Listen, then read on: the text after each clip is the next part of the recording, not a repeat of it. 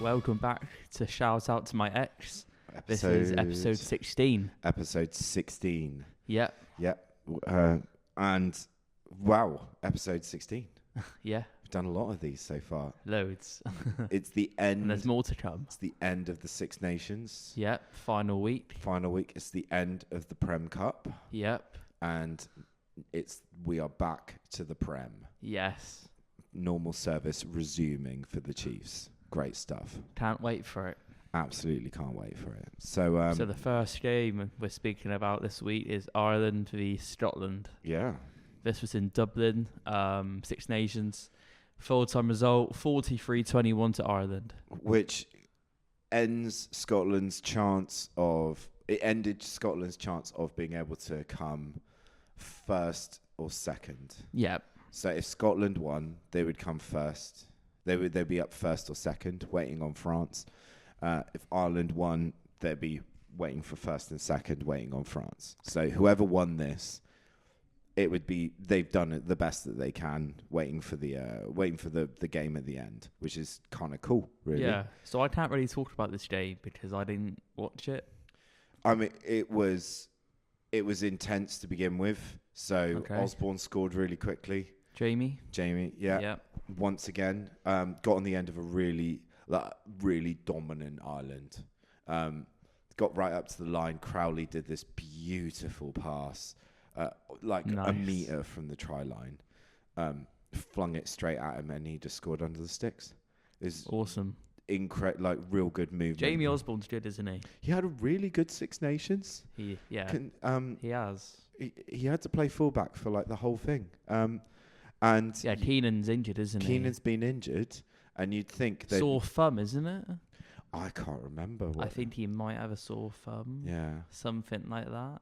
But considering Osborne's had to replace Hugo Keenan, and then that's big shoes to fill for massive shoes for Jamie. And he's only young, isn't he? Yeah, about 22, 23, I'd say. But excellent work. Ireland have no problems at fullback. Let's face it. Yeah, I agree with that. Yeah. Flung to the other end of the pitch, Darcy Graham scores. As he always does. Record Scotland try scorer, isn't he, of all time? Yep. Yeah. Because Douan's not getting a look in. He's not. They were both competing against each other for a really long... I mean, who knows? Douan might turn up and score 4 tries in the next game that he plays for Scotland. Yeah. But Darcy Graham is starting to run away with it now. Yeah, he got on the end of a really great move. Again, just had to truck it in from 5 metres away. Then all the way back up the other end, Dan Sheehan coming off a maul. Classic Dan Sheehan. He was so quick off that maul though. 5 metre line out.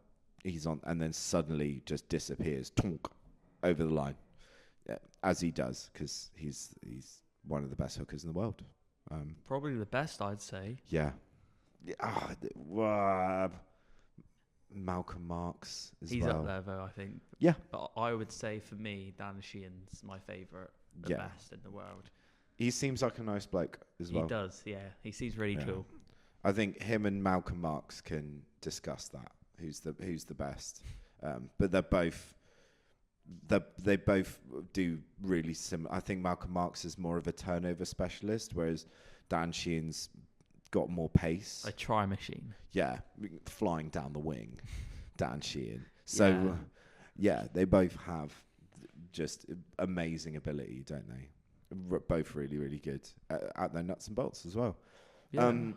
Couple more. I mean, then it was sort of Rob Balakoon. Again, great tournament. He's been brilliant. Yeah. Really good. Superb campaign. Yeah.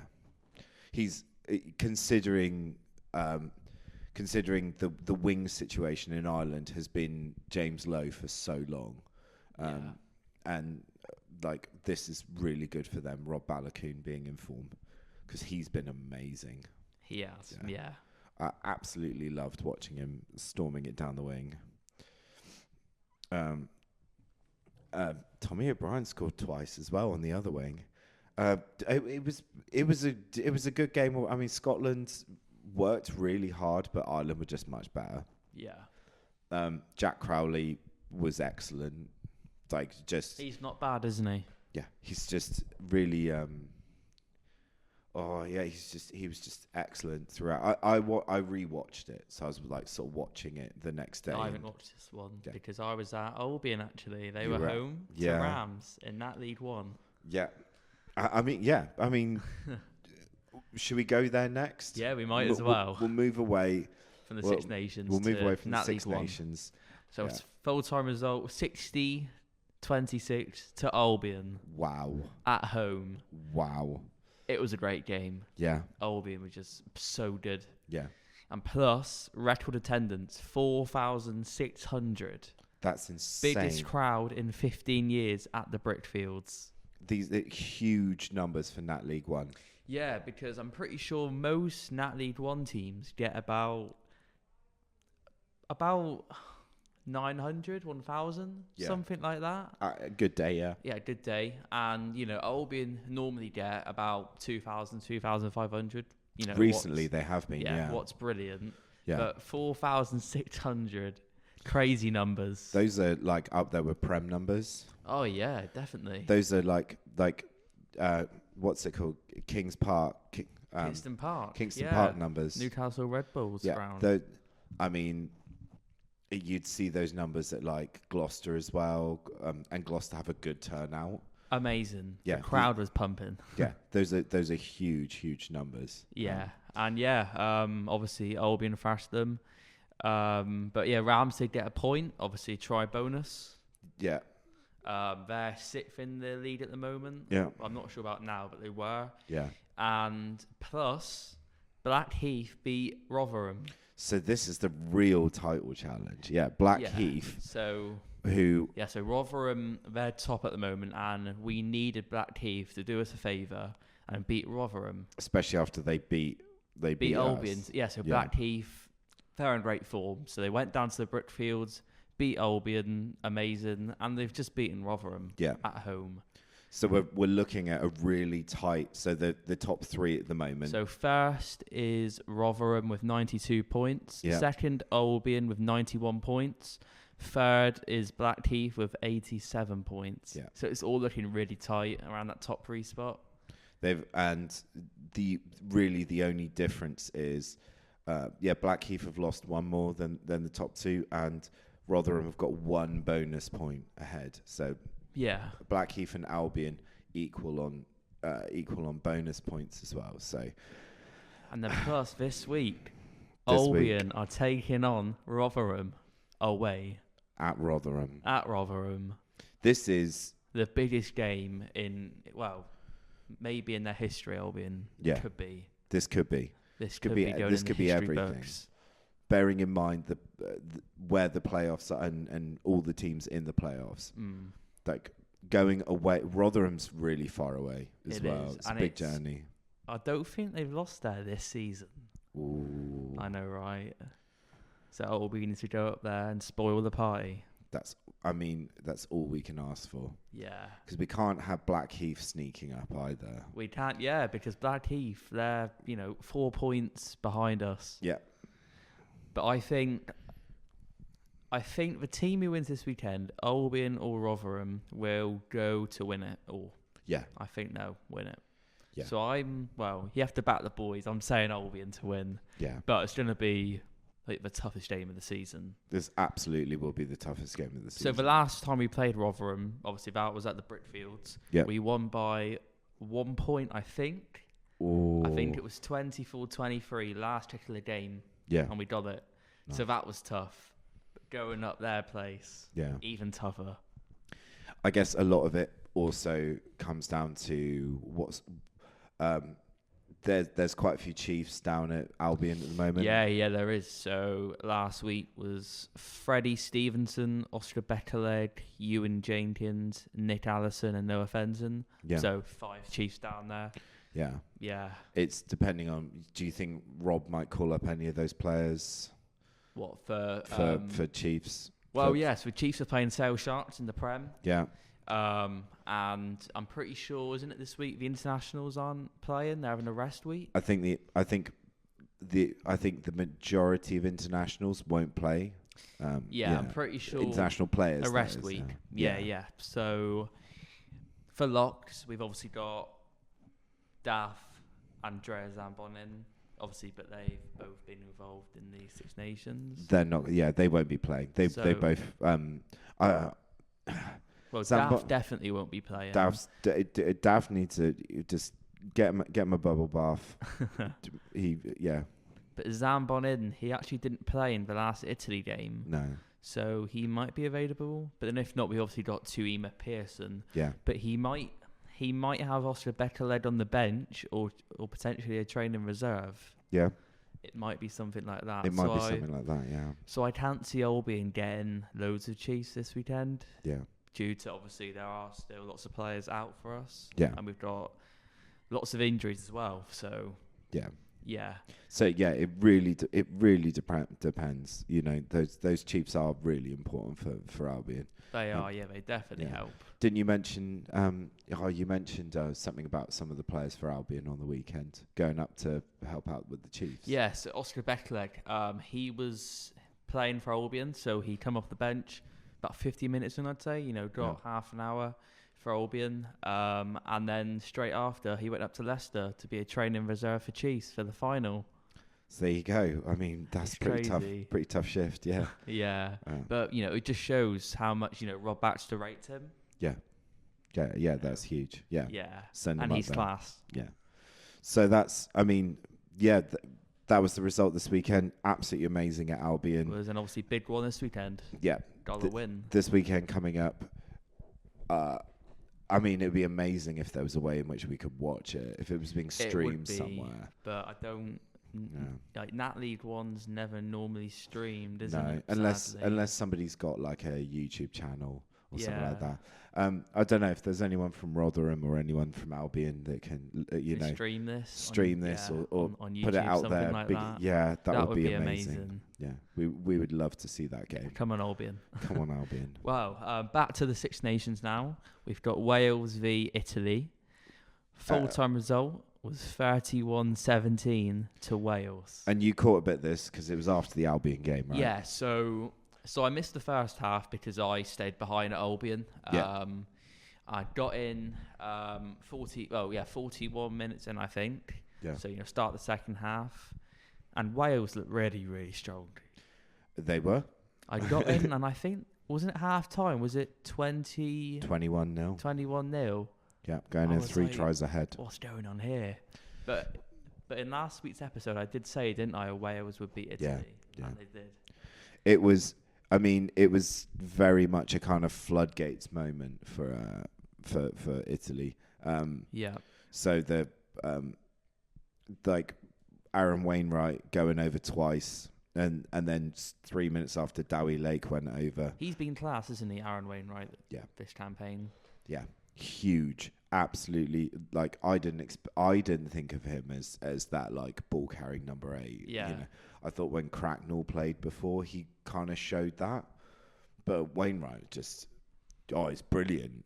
He was brilliant this campaign. Same as Daff Jenkins. I think he's been amazing. I think Daff has had one of the best, the best thing that has happened to Wales this campaign is the rise of Daff Jenkins and Carter. Yeah, I agree. Because it's meant that they, the next campaign that they have, they probably don't need Adam Beard. Yeah. Who is a line-out specialist and one of the best line-out players, but he's not offering, he fine in the scrum, but he's not offering anything else. Yeah, I think that Jenkins-Carter second row combination has really worked for Wales. It's worked so well, hasn't it? Yeah. They've been great. It's been great, yeah. Yeah. The line-out's been really steady. Nobody's moaned about the line-out, and everyone loved to talk about Dowie Lake's dodgy line-out throws, and now it's fine. Yeah, and plus Rhys Carey, we have to talk about him. Oh, Rhys Carey. He didn't get a try this weekend. He didn't, but I would say he probably should get team of the tournament. He should get. He has been in every team of the tournament. Has he? I've seen, For the Love of Rugby put him in. I haven't seen that yet. The BBC commentators put him in. Well, he has to be. Yeah. Who else do you pick? John Barclay put him in there, and he's Scottish, and obviously, what's his name? Ex-Wales captain, pundit. Sam Warburton put him in there. Yeah. But yeah, everyone's been rating him. He real has high. been so good. Yeah, I mean for 45, 50 minutes, you've got one of the best. You've got this indestructible prop. Why not use him like that? It's a big, massive prop. Yeah. But yeah, so tough day at the office for Italy. But I think actually, obviously, I'm biased because I'm a Chiefs fan. But I think when Varney come on, he did change it a little bit. You could actually see that, difference, couldn't you? Yeah. Sorry. Yeah. So Varney came on 53 minutes for Garbisi. Yeah, and 2 tries were scored after that. Tomasa Allen spent way too long trying to score his try. He should have scored before in the right-hand corner. Yeah. Had to go all the way to the left-hand side. But yeah, I think, Varney makes so much impact for Italy and Chiefs. Yeah, absolutely. I think, you can see that they really miss Sam Bonin. They did, yeah, definitely. Because he's not, I don't think he's injured, but I think because obviously when he played us, England, he looked a bit, like... He came off... but precautionary. It didn't look the best. Yeah. They said he wasn't injured. They were just taking a precaution. That makes sense because he's a key player for them and he's a key player for Chiefs. Yeah. But yeah, they definitely missed him. Yeah, but unfortunate that he didn't get to play that final game because I feel like that was really the thing that they were missing. Yeah, key player for them. Yeah.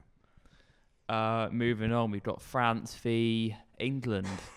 Full-time result, 48-46 to France. This is one of the best games I've ever watched. It was crazy. Completely insane. If you haven't watched it, go and just look it up it. And watch it. The highlights so don't do good. it justice because there's so many tries. Yeah. Huge game, absolutely insane. Some of the best, individual performances. Yeah. It's not really.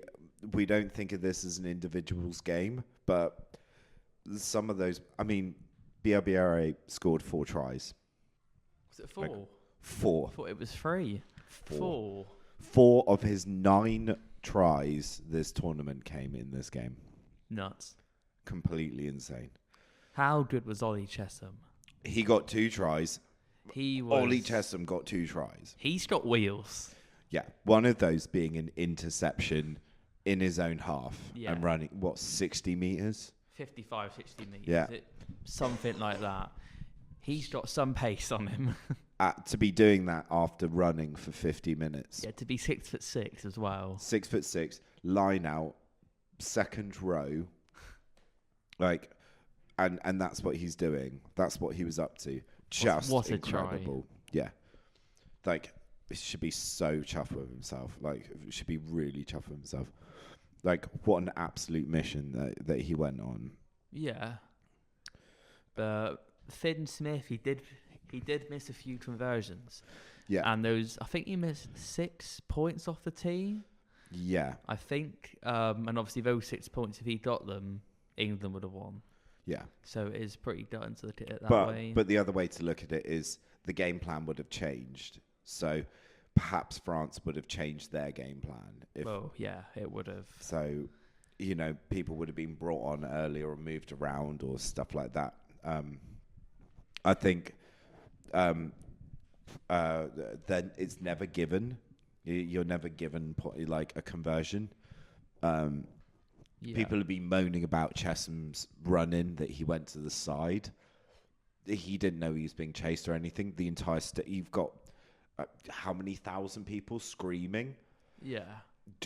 And he knows that he knows that someone's chasing him. He doesn't know where they are or anything, and he's not going to turn around and look. He's just going to try and. That's what you're taught. Move. Absolute move away. unit. Yeah.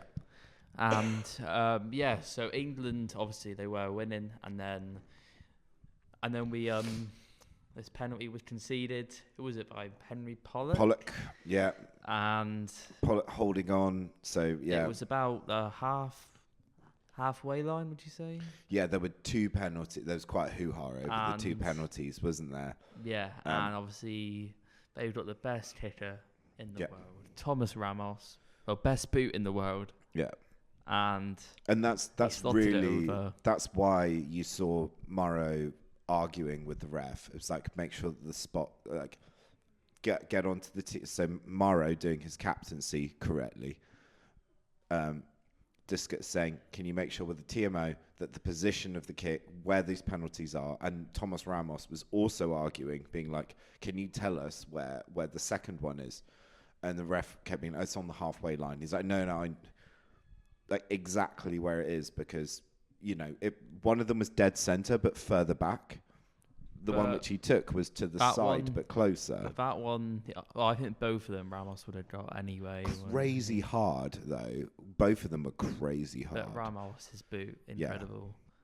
Yeah, really impressive. And this game was just so good. It swayed both directions the whole time, considering England were winning by 1 point after 82 minutes. Yeah. I mean, after 78 minutes, I think England held on for 4 minutes in a game with so many tries. And so many like moments for them to hold on for those 4 minutes. People have I heard people criticize the scrum half. Why have I forgotten his name? Jack Van Poel for the JVP, because 78 minutes he kicked it away. He did. It's the right thing to do. Like Thomas Ramos is on their team, and as Pollock showed at the end, if somebody gets onto you, latches onto you, and gets a jackal, Ramos is going to kick it over. And they were close to the 22.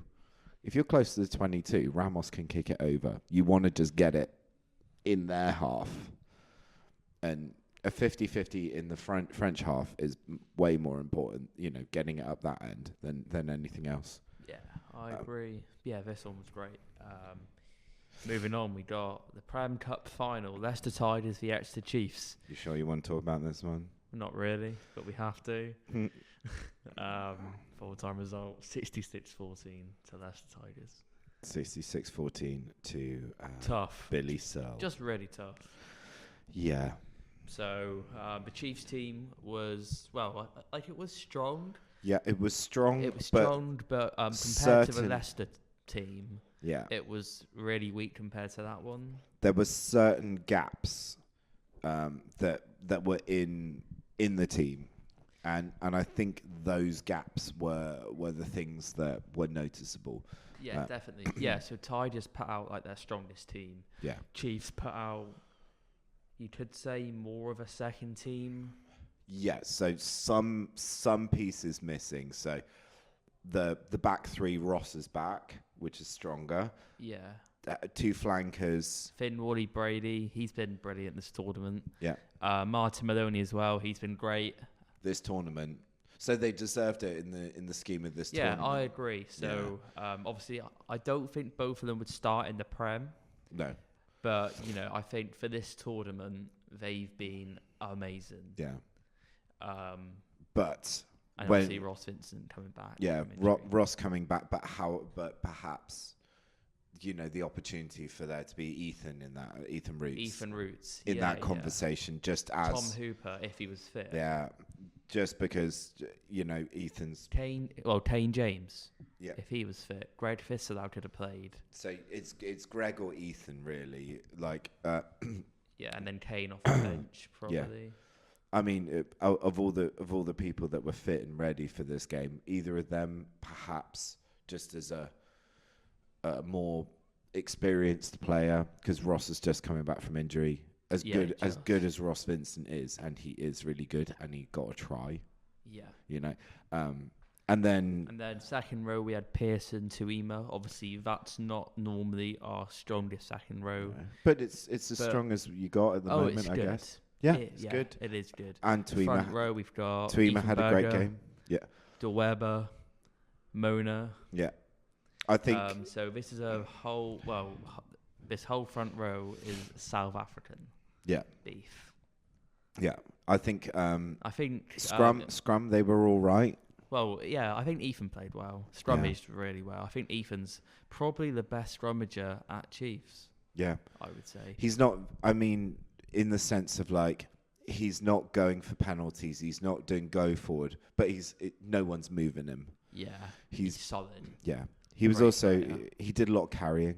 Yeah, he did. He was first receiver a lot. Yeah, on the day. And he was getting over the gain line, 1 or 2 meters, but that's kind of that's what you want from him. Yeah. And then moving on to Joseph Webb had a tough game. Yeah, it rained a lot. It rained so much, and obviously Joseph's not used to this, isn't he? Obviously been back in South Africa. Yeah, I mean, yeah. And yeah, it was hard for him. You could tell. There was extreme wind. You could see it from the kicks. There must have been that first half. Some of the kicks which Chiefs were launching up were just pinging straight back, which played into Tiger's hands. So it wasn't his fault because even Tigers would, when they were doing throw-ins, it was not straight. So yeah, but it must have been about 7 throw-ins, 6 throw-ins that weren't straight. Yeah. But to be fair, I know people probably are moaning, but I'm not moaning at him because that ball was so wet. And the wind was so strong. Yeah. So I don't think people should be moaning at him. No. Not at all. Joseph's a great player. Yeah. There's only so much you can do. He also did a lot around the park. He did. I was watching him and he was mowing around the park. He was doing his nuts and bolts. Like really, it was just trying to play those conditions, and it was really harsh at that point, the weather-wise. Yeah. So front row wasn't that bad. Moving on to the half-backs, they did struggle against, the Leicester half-backs. Yeah. What were Tom Whiteley and Billy Searle. Yeah, experience. Whiteley seems like quite experienced, doesn't he? Billy Searle is been around the block and then some. And this season on fire. Yeah. I mean, he walked off after 50 minutes, big smile on his face because he'd done so much damage personally. Like he was. Billy Searle is so good. Yeah, he should be playing for England. Just get him up there. Just give him a treat. It's crazy. He's nearly 30. Yeah. I'm pretty sure 2 weeks time. Yeah, he's 30. Yeah, it's nuts. So for the halfbacks, there was. 9 and 10 for Chiefs. Hayden Wood cans. It was a tough game because the weather, first of all. I thought defensively, like them and Riddle and Hodge, the kicking game was good. Well, back 3, I think Riddle, Brown Bampo, Hodge was solid. Yeah, they were excellent throughout. It's just when the weather's like that and you have I think people were looking for a plan B, and there wasn't really a plan B. From 9 and 10. Yeah, and also Reagan Batson. Yeah, they did struggle in the centres, you could say. Yeah, I thought Will Rigg carried well and did a lot of damage in tough times. But we were speaking before and we weren't sure if we'd heard Batson's name. Yeah, Batson's only, I think he's 18, 19. He's young. He's got time. He's got so much time. Yeah, give him time and he'll be back. I agree. Like he'll come back from this. He will for sure. And he'll the first thing that he can do is go to Henry Slade and chat with him because he's got like all that experience. And I'm sure Henry will just be like, mate, it happens. Yeah. I was 18 once. Like. Yeah, definitely. So he's got good people around him, But yeah, I thought it was so just tough games. So yeah. Half-time result was 35-7. Yeah, really, really hard. Yeah, Rob said it was his fault, and he takes it all on. For picking that sort of team, he said. Yeah. Because obviously Chiefs should have done stronger, but they obviously chose to rest quite a few players for the Prem. What was it? Obviously 6 days. Obviously Saturday. So, which was obviously that would be his choice for who plays and who doesn't. Yeah, his choice. I think it was great to give those players that chance, though. You know, no one's ever going to forget playing in a Prem Cup final, even if it was a drubbing, even if it was being like destroyed. Like you won't forget. Like you were Prem Cup semi-finalist. You're Prem Cup finalist. Yeah. Well, Tom Dudley, there's no way that he's going to forget this day because he's not even a Chiefs player. Yeah. He got brought in on loan from the Exeter University. Yeah. He was on the bench because Chiefs have obviously got tight head prop crisis at the moment. And yeah, he'd come on and he was fine. He was fine. Yeah. And you know, like he's never played for Chiefs, I don't think. Yeah. He got on. You know, he's obviously just played, you know, university rugby. Yeah. Did half an hour's worth of tight head propping. Yeah. For Kwesi Mona. Yeah. And I think Tom Dudley played better than Kwesi Mona. I mean, I didn't notice him as much. Like, Tom Dudley. Yeah, I think, I mean that in a positive way. Like, I wasn't like, oh, who missed that? Who did that? Who did that?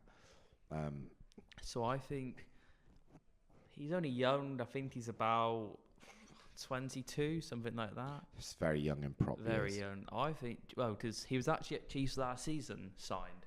Obviously, Chiefs let him go. And obviously, prop crisis needed some more tight heads. Yeah. Loan from the Exeter Uni. Yeah. I think Chiefs should re-sign him. Yeah. He looks promising for the future. And plus, you know, in that way, we got more depth. Yeah. In our front row. I mean, you've got Chumbadze coming back. Chumbadze, yeah, he's coming back. He might be available this weekend. He didn't play in the final. Sale. Didn't play in the final for Georgia. So yeah, so he might be playing. Well, hopefully he'll be playing. Yeah, I think that was. I mean, if just in case you haven't heard the news from the tier below the Six Nations, watch Rugby Challenge Europe. Watch the final between Georgia and Portugal. So Portugal won this game. Yes, Portugal won. Was it 1917? 19, something like that. Yeah. To Portugal. Insanely close. And was absolutely thrilling from beginning to end. Georgia have won the Rugby Europe Championship apart from 1 year, every year for 15 years, since 2011. So 1 year, 2017, I think Romania squeezed it, but they've won every other one. Yeah. And now Portugal have won. Well done to Portugal. Well done to Portugal. That's great. So Los Lobos, we might be hearing a bit more of Los Lobos. 7 nations, do you reckon? Would you have Portugal as the extra nation in the Six Nations? So I'd have Georgia. So Georgia could have joined way before, but it's clear that World Rugby don't see them as a market. Like they don't see. They would have if they could have joined, they would have joined years ago. So Portugal, on the other hand, big sporting country, stadiums already there, good infrastructure. I think they're. I think that's why Portugal and Spain are being touted as like could go up to 8 nations. Portugal and Spain. That'd be mad. Great holiday though. Oh yeah. Get the ferry down from Plymouth. Yeah. Ferry from Plymouth to Santander, watch some rugby. That would be nice. It would be. Can we turn we should turn Santander into the big rugby city in Spain. Moving on now. So this week the Prem is back. Woo! Looking forward to it. So first game Friday night is Bath v Saracens at the Rec. What a treat! Yeah. This one should be a good one. This will be a huge game as well because internationals won't be the main internationals for those teams. But Bath are fine because their depth is crazy. Yeah. Saracens on the other hand, I don't think their depth is as good as Bath's. I think they rely more on their top players. Yeah. So I think Bath should win this game, but I think it should be a good game. Yeah. Given Friday night lights, we saw the Saracens team. The Prem Cup Saracens team was about as strong as they could put out without their... that was pretty weak. It wasn't great, was it? It wasn't. No. So I'm saying Bath. Who are you saying for this one? I'm saying Bath. It's at the Rec as well. Yeah. Big fan base. Thomas Dutoy crushing everything in his path. Thomas a tank. Yeah, Alfie Barbary. I know he's going to Sarries, but he's going to Saracens the next season. Yeah. Let's see him score a hat-trick against them. Moving on to Saturday. So we've got 3 games on Saturday, starting off with Harlequins v Gloucester. They're all at 3 o'clock as well. That's really annoying, actually. That's so annoying. So I'd rather have, early one. So maybe one at 12:30, one at 3, one at 5:30. That'd be nice. Yeah, that would be nice. It's really annoying that they're all on 3 o'clock. Oh. Well, no, Chiefs are on 3:05. All right, so so Quins v Gloucester. Yeah. So this one's at the Stoop. This is the battle for 9th place, 8th and 9th. Really, yeah. This is a 2 teams not having the best season. So I'm saying Quins, but I think it's going to be a close game. I'm going to say Quins as well because Seb Atkinson and Thomas Williams and people like that have been away for Gloucester. Yeah, it makes sense. And that's really unfortunate. And I watched Quins take on Cornish Pirates, and that was a great game. It was, a good team as well. Yep. Argentinian international wingers. Isgro down in the Mene in Penzance, pretty cool. Multiple capped Dombran in the Mene in Penzance. Loved it. Like, what really hospitable for Quins to do stuff like that as well. Because not everyone can go up for the Six Nations. It's really, Penzance is pretty darn far. It is. Moving on as well. So same time as Quins v Gloucester, 3 o'clock. Northampton Saints v Newcastle Red Bulls at Franklin's Gardens. Yeah. Yeah, I'm saying Saints. Yeah, it's at Franklin's Gardens where, unless Red Bulls have been just working on something in the background. Yeah, I see their coach has left, hasn't he? Yeah. Yeah, their head coach has left. Yeah, but that was always on the card. I think it was, but not straight away. Yeah. But he's just given up on this season. Unless something mental happens this week. Yeah, it's got to be. Yeah, so Saints will have lots of players out due to internationals. But they've still got a strong team. But they do. Although Hendy's injured, isn't he? Yeah, I'm still saying Saints. Well, they have George Fairbank. Yeah. He wasn't playing for England, wasn't he? Ram will be playing. James Ram. Yeah. So I'm saying Saints. Who are you saying on this one? Saints. Yeah. Saints all day. They're a bit they're at home. Yeah. A bit like Bristol, the name on the shirt doesn't matter. I mean, apart from like Van der Mescht, who's a bit of a unit. The rest of them, their system rather than individual brilliance. Yeah. Moving on, 5 minutes after. 5 minutes after. We got Chiefs v Sale Sharks. I feel Sandy Park. So I feel like out of all 3 games, this is the only one worth watching. Yeah, so I know this one's on. Well, I think they're all on TNT, aren't they? On some part of Discovery, TNT. Yeah, but I think that one's actually streamed on Sky, TNT. The other two, the other 2, they're on Discovery. Yeah. So this is a big one. At Sandy Park, like I said. Who are you going? I'm going Chiefs still. It's going to be a home win. Home win. Sale just hate travelling down to Sandy Park. They do. It's too far for them. Yeah, way too far. It's too much of a distance. They'll turn up. It'll be hopefully nice and windy. Yeah.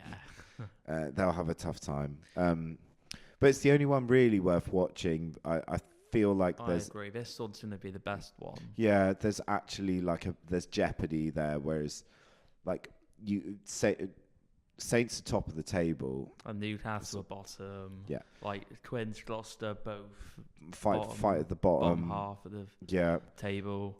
And obviously, Chiefs. Well, Sale are I think 7th, but obviously Chiefs are 5th. So this one should be pretty good. But you have to back the boys, don't you? Yeah. So Chiefs to win this one. Yeah. Then on Sunday we got Leicester Tigers v Bristol Bears. This is at Leicester. This is definitely the excite. So the I'd say Friday and Sunday are the 2 real exciting. I would say this one's the best fixture. Yeah. Of the weekend. So why are you rating this one so highly? Because Tigers are 4th, Bristol are 3rd. Yeah. Third versus, and we saw what Tigers can do. Yeah. Tigers kind of looked like Bristol on the weekend. They did, didn't they? Their attack was amazing. Counter attack. And their defence. Yeah. Amazing. Yeah. But Bristol as well, a lot of their big players are out by international duty. They're not out. I mean, apart Genji, really. Rees-Zammit. Genji, Rees-Zammit and Tom Jordan.